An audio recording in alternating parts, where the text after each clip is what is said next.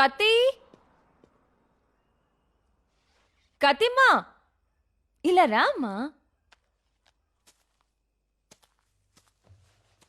రామ్మా కూర్చోమ్మా.